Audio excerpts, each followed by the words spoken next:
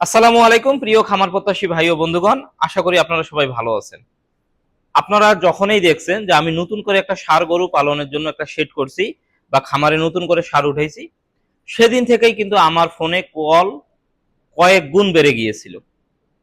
আপনারা হয়তোবা যারা ভাবেন বা আমাকে যারা চেনেন, আপনারা হয়তোবা মনে করেন যে আমি শুধুমাত্র হাড্ডি গাভী ফ্যাটেনিং করি, কিন্তু ষাঁড় গরু ফ্যাটেনিং করতে পারি না বা ষাঁড় গরু ফ্যাটেনিং করি না।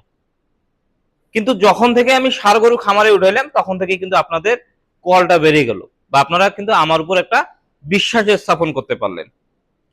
তো এর ভিতরে আমি আপনাদেরকে কয়েকটা কথা বলি, সেটা হচ্ছে যে যখন আমার ফোনে কল আসলো, কল আসার পরে যেটা শুনলাম বা যেটা বুঝলাম বা আপনারা আমাকে যেটা বললেন, সেটা হচ্ছে যে যারা ষাঁড় গরু পালনের ভিডিও আপনাদেরকে দিয়ে থাকে তারা এমন ভাবে উপস্থাপন করছে যে আমি যে মাল্টিভিটামিন বা যে আমি মিক্সারটা রেডি করি এটা দিয়ে নাকি ষাঁড় গরু গাভী গাভী যেরকম ফ্যাটেনিং করতে পারি সেরকম নাকি ষাঁড় গরু ফ্যাটেনিং হয় না।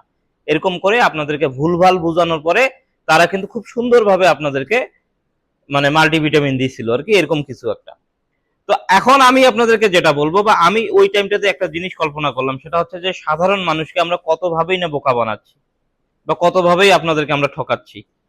নিজেকে আমরা সেরা দাবি করার ক্ষেত্রে যে আমরা ফ্যাটেনিং করতেছি, ফ্যাটেনিং তো ফ্যাটেনিং এই, আপনি হাড্ডি গাভী যদি ফ্যাটেনিং করতে পারেন তার থেকে অর্ধেক খরচে আপনি সার ফ্যাটেনিং করতে পারবেন, যেটা আমি আপনাদেরকে বারবার বলছিলাম, বহুবার বলছিলাম, এবং নতুন করে স্পেশালি একটা সেটাই দিয়ে দিলাম যেখানে শুধুমাত্র ষাঁড় গরুর পরিবর্তন আপনাদেরকে দেখাবো। তো এখন আমি আপনাদেরকে একটা জিনিস ক্লিয়ার করে দেই, ফ্যাটেনিং তো ফ্যাটেনিং এই, আমাদের উদ্দেশ্য হচ্ছে মাংস উৎপাদন করা। ষাঁড়েরও মাংস উৎপাদন হবে সেম খাবার দিয়ে, সেম খাবার দিয়ে আমরা কি হাড্ডি গাভীরও পরিবর্তন করব, এবং দুটারই পরিবর্তন আমি আপনাদেরকে দেখাবো। আজকে যেটা দেখাবো সেটা হচ্ছে যে আমার মাল্টিভিটামিন বা আমার মিক্সার দিয়ে সারের পরিবর্তনটা আপনাদেরকে দেখাবো। মোটামুটি তো 20-25 দিন হয়ে গেল, একটা পরিবর্তন দেখাতেই হবে। তো এখানে দেখুন, এগুলো কিন্তু খুবই জীর্ণ শীর্ণ নিয়ে আসছিলাম। তো পার্থক্যর ভিডিওটা আমি আপনাদেরকে আরেকদিন দিব, সুন্দর করে প্রতিটা গরুর সাথে সাথে করে দিব।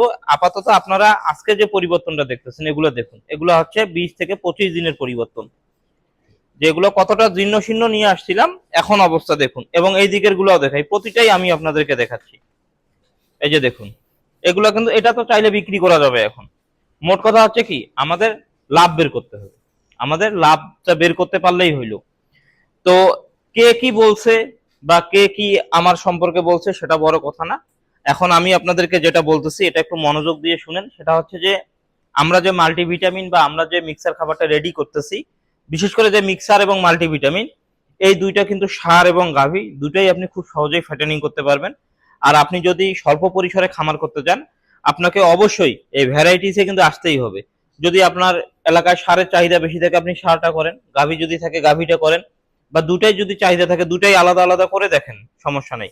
তবে উদ্দেশ্য একটাই, এমন কিছু আমাদেরকে খাবার প্রোভাইড করতে হবে বা এমন কিছু আমাদেরকে গরুকে খাওয়াতে হবে যাতে এক খাবার দিয়ে আমরা দুটাই করতে পারি খুব সহজে, যেমনটা আমি করে থাকি। তাহলে যেটা হবে, আপনার পরিশ্রম কম হবে এবং আপনি খুব অনায়াসে খামারটা কন্ট্রোল করতে পারবেন বা পরিচালনা করতে পারবেন।